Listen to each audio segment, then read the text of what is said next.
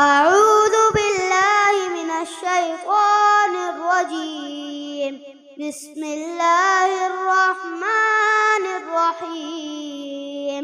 يا أيها الذين آمنوا استعينوا بالصبر والصلاة إن الله مع الصابرين.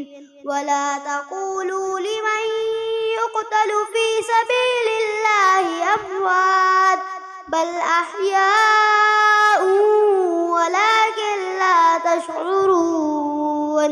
ولنبلونكم بشيء من الخوف والجوع ونقص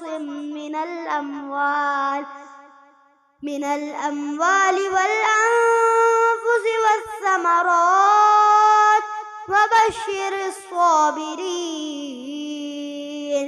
الذين إذا أصابتهم مصيبة قالوا إنا لله وإنا إليه راجعون. أولئك عليهم صلوات من ربهم ورحمة وأولئك هم المهتدون.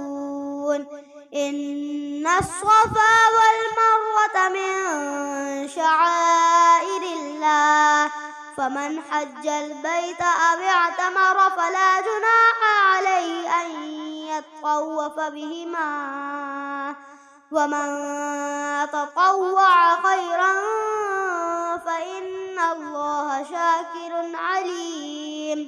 إن الذين يكتبون ما أنزلنا من البينات والهدى من بعد ما بيناه للناس في الكتاب أولئك يلعنهم الله ويلعنهم اللاعنون إلا الذين تابوا وأصلحوا وبينوا فأولئك أتوب عليهم وأنا التواب الرحيم.